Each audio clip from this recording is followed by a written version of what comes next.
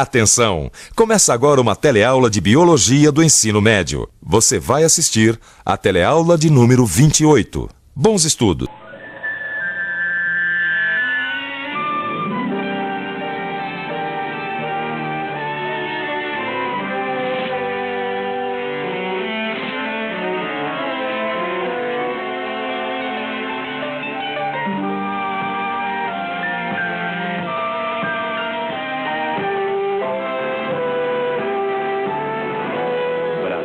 Trabalho e paz.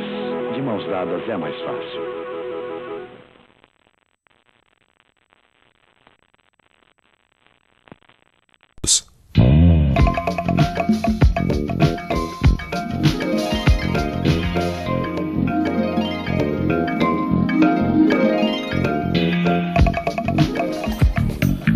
Oi, filha.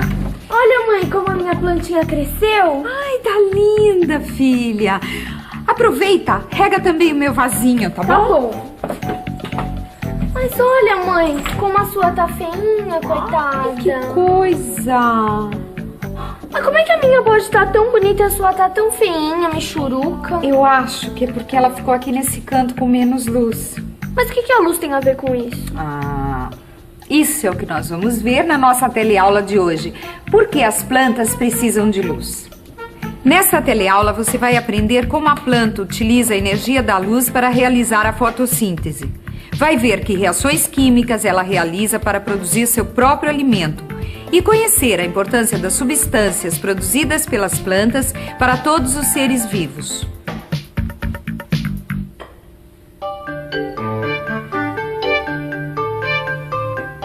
Ô, Dudu, cadê aquela plantinha que a vovó te deu? Ih, a plantinha da vovó! Puxa vida, eu me esqueci. Esqueceu o quê?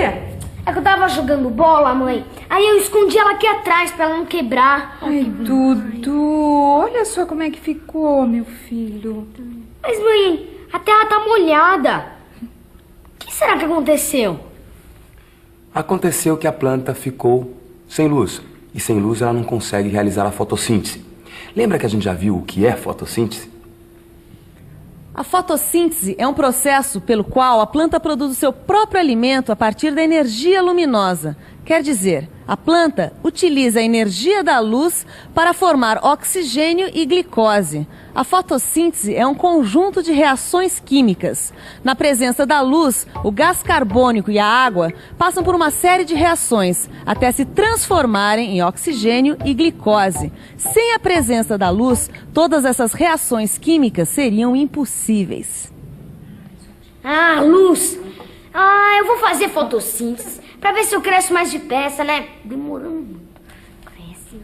Tenha dó, menino, que besteira é essa? Não é besteira não, mãe. Por que todas as plantas podem fazer fotossíntese e eu não? Por quê? Por quê? Porque para realizar a fotossíntese, as células usam um pigmento normalmente localizado numa estrutura chamada cloroplasto. E o cloroplasto não existe nem nas células dos homens, nem nas dos outros animais. Só existe nas células dos vegetais, nas folhas da maioria das plantas. No cloroplasto é que ocorrem as reações da fotossíntese. É nesta parte da célula que está a clorofila, um pigmento de cor verde que é fundamental para a fotossíntese. A clorofila é que dá a cor verde às folhas. E mais importante, é a molécula capaz de absorver a energia da luz para realizar uma série de reações químicas. Como você já viu, essas reações transformam o gás carbônico que a planta tira do ar e a água em glicose e oxigênio. Se a gente for escrever essa equação, olha só como fica. A fórmula química do gás carbônico é CO2. A da água é H2O, a da glicose C6H12O6 e a do oxigênio O2. Para que essa reação se efetive, são necessárias 6 moléculas de gás carbônico e 6 de água, que serão transformadas em uma molécula de glicose e 6 de oxigênio. Um dos processos envolvidos na fotossíntese é a quebra da molécula da água, feita com a energia da luz absorvida pela clorofila. A quebra de 2 moléculas de água libera hidrogênio e forma uma molécula de oxigênio, que é liberada no ar. Os átomos de hidrogênio ficam livres e se ligam a moléculas chamadas NADP, que transportam hidrogênios para outras reações químicas. Uma parte da energia luminosa captada pela clorofila é armazenada em uma molécula chamada ATP. ATP é a abreviação de adenosina trifosfato. O ATP capta, transporta e fornece energia para que possam ocorrer outras reações químicas. E não é uma exclusividade das plantas. O ATP está presente em todos os seres vivos. Nos processos da fotossíntese, a transformação da energia luminosa em energia química resulta na formação de ATP. Veja aí no seu livro como é a formação do ATP. Com isso, você já sabe tudo o que acontece na primeira parte do processo de fotossíntese. Sei. Deixa eu ver. A energia da luz é absorvida pela clorofila presente nas células da planta. E essa energia quebra as moléculas de água, o que produz oxigênio liberado no ambiente e deixa livres os átomos de hidrogênio. 2. Esses átomos de hidrogênio se ligam às moléculas de NADP e forma o NADPH. E 3, uma parte dessa energia que foi captada fica armazenada no ATP. Ufa! Podemos agora começar a próxima etapa, a síntese da glicose. Síntese?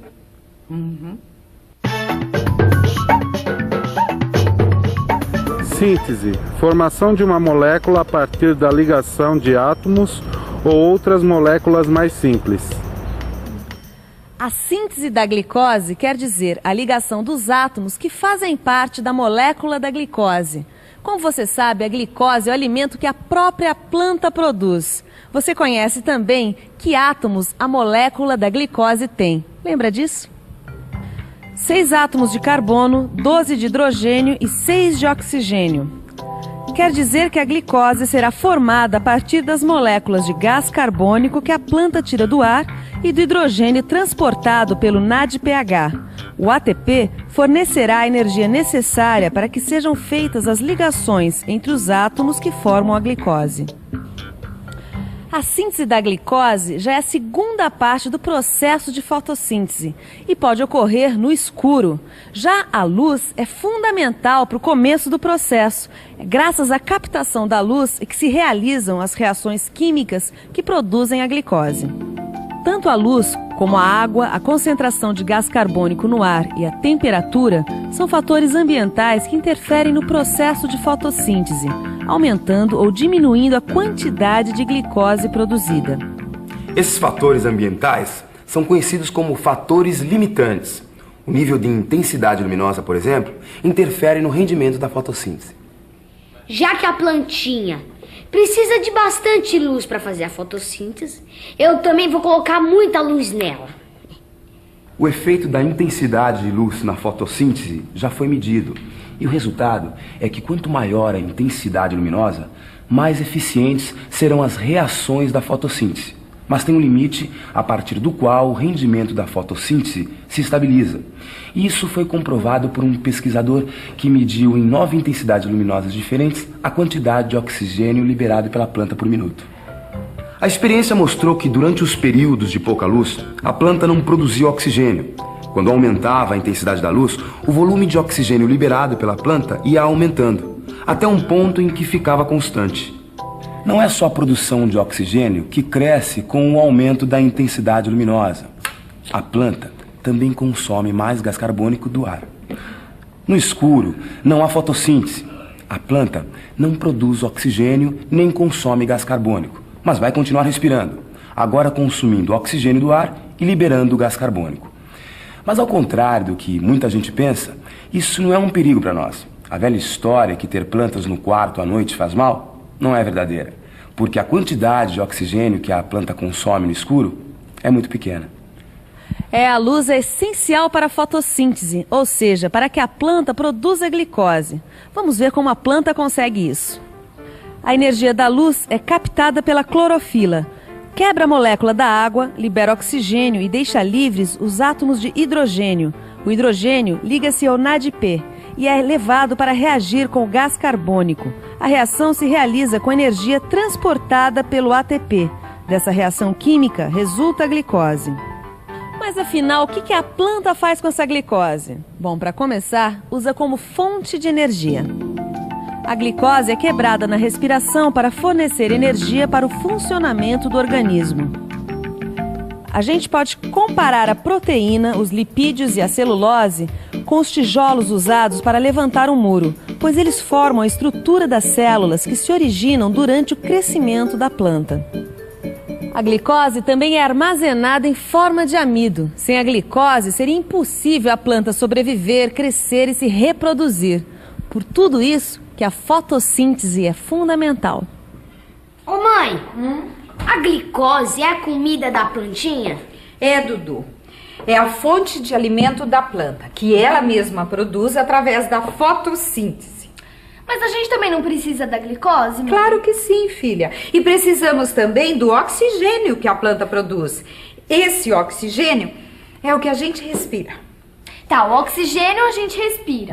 Mas e a glicose, como é que a gente consegue? Incluindo os vegetais na nossa alimentação. Nós não somos capazes de realizar a fotossíntese. Portanto, não conseguimos produzir o nosso próprio alimento. É por isso que temos que ingerir alimentos que contenham tudo que o nosso organismo precisa. Com os outros animais é a mesma coisa. Todos os seres vivos, incapazes de realizar a fotossíntese, devem ingerir glicose, aminoácidos e ácidos graxos através da alimentação. São as plantas que fornecem o material e a energia necessária para o funcionamento de todo o mundo vivo. E agora, que tal a gente fazer uma revisão? E atenção, se liga aí que é hora da revisão. Na teleaula de hoje, você aprendeu que a luz é fundamental para que a planta realize a fotossíntese e produza seu próprio alimento. Viu que a fotossíntese é uma série de reações químicas em que gás carbônico e água reagem para formar glicose e oxigênio. E aprendeu que a glicose é fundamental para a planta e para todos os seres vivos que não conseguem realizar a fotossíntese e necessitam ingerir essa e outras substâncias na sua alimentação. E por hoje é só. Na próxima teleaula tem mais. Até lá.